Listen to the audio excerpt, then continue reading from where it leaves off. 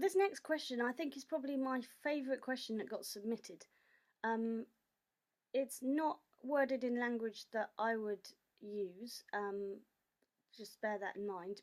But I think that people should be able to choose how they describe themselves, and this person that's asked this question has chosen how they want to describe themselves, and so I feel that it's the right thing to do to use the language they've used to describe themselves. How can mid-functioning autistics, such as myself, have their voices, opinions heard when many events now look for only high functioners with autism degrees, etc.?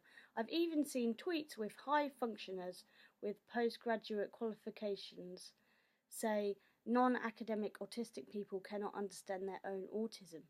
How can this inter-autistic bigotry be stopped? I think this is a great question because I have seen this happen, but I think that it is across a whole autism spectrum.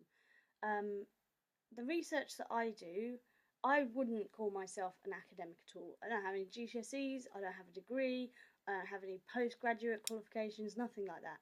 The reason I started doing research was just because I wanted to give autistic people a voice.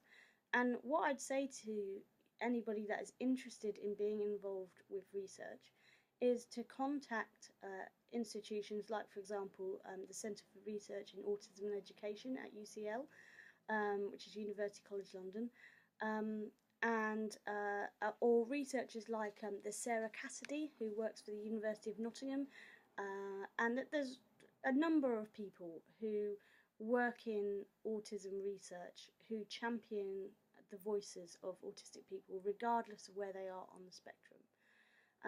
And I just want you to know that I'm sorry that you've had that experience with the research community, and that the views that you've heard from people are not they're not everybody feels the same way. I hope that answers your question.